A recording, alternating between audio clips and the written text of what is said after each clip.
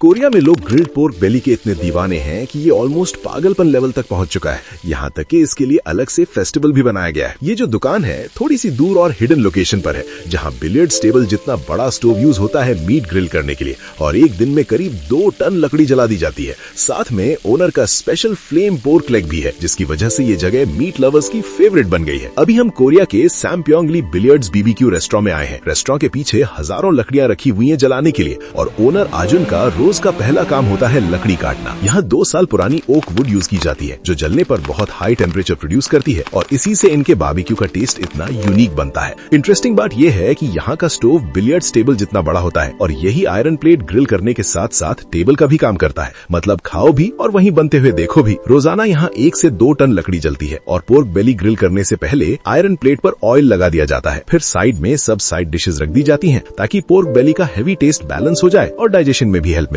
फिर इसके बाद पोर्क बेली को आयरन प्लेट पर डालकर अच्छे से सेकना शुरू किया जाता है। लकड़ी की आग से जो तेज हीट निकलती है वो तुरंत मीट के अंदर की सॉफ्टनेस को लॉक कर देती है, जिससे हर पीस पर हल्का सा क्रिस्पी गोल्डन ब्राउन कलर आ जाता है। इतनी हाई हीट वाली प्लेट पर कुकिंग करना सच में शेफ की स्किल का टेस्ट होता है। अब साथ में जो चीजें जल्दी नहीं पकती, जैसे आलू के टुकड़े और लहसुन, उन्हें भी साइड में डालकर साथ ही ग्रिल किया जाता है। गरम ऑयल में ये धीरे धीरे रोस्ट होकर अपना फ्लेवर छोड़ते हैं। खासकर लहसुन की खुशबू मीट में अच्छी तरह अब्सॉर्ब हो जाती है और पूरा टेस्ट और भी बढ़िया हो जाता है। जब ये तैयार हो जाते हैं तो इन्हें साइड में रख दिया जाता है। इसके बाद सीधे कटिंग बोर्ड लाकर उसी पर पोर्क बेली को काटा जाता है। इसे छोटे छोटे पीसेज में कट किया जाता है ताकि खाने में इजी लगे। अर्जुन की कुकिंग स्किल इतनी सॉलिड है कि वो परफेक्टली समझ जाता है कि मीट कितना पकाना है। जैसे ही अंदर का हल्का पिंक जूसी पार्ट दिखता है, वो तुरंत परफेक्ट कटिंग कर देता है, जिससे उसकी नाइफ स्किल और टाइमिंग दोनों क्लियरली दिखती है। फिर इन पीसेस को वापस प्लेट पर डालकर दोबारा फ्राई किया जाता है। चारों तरफ से अच्छे से सेक कर इसकी जूसीनेस को अंदर ही लॉक किया जाता है, और ध्यान रखा जाता है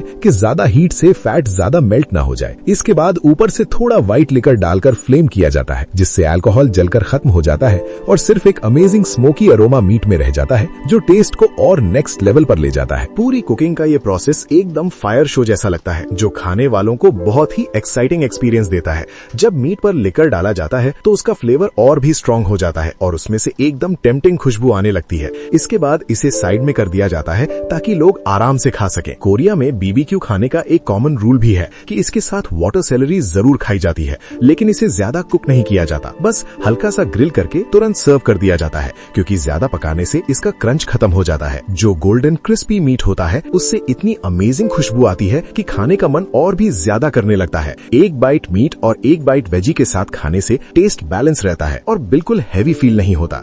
यहाँ एक और खास बात है कि जो भी यहाँ खाने आता है उसे फ्री में फ्राइड राइस भी दिया जाता है, जिससे हर कस्टमर सेटिस्फाइड होकर जाता है। शेफ जल्दी जल्दी स्पैचुला से राइस को तोड़कर फैलाता है, और जैसे जैसे हीट बढ़ती है राइस की खुशबू और टेस्ट और भी इंटेंस हो जाता है। फिर थोड़ा सा मीट और वेजीज लेकर उन्हें छोटे पीसेज में कट किया जाता है और राइस में मिक्स किया जाता है, जिससे हर बाइट में मीट और वेजीज दोनों का टेस्ट आता है। इसके बाद तेज फ्लेम पर फाइनल स्टर फ्राई किया जाता है ताकि हर ग्रेन में स्मोकी फ्लेवर आ जाए। लास्ट में अर्जुन अपने स्टाइल में राइस को एक स्पेशल शेप दे देता है, जो दिखने में सिंपल होता है लेकिन लोगों को खुश कर देता है। फिर साथ में सूप सर्व किया जाता है और लोग आराम से खाना एंजॉय कर सकते हैं। ये फ्राइड राइस दिखने में गोल्डन और टेस्टी होता है। एक बाइट लेते ही हल्का स्पाइसी और टैंगी फ्लेवर माउथ में फैल जाता है, और जब इसे कोरियन स्पाइसी सूप के साथ खाया जाता है तो इसका टेस्ट कई गुना बढ़ जाता है।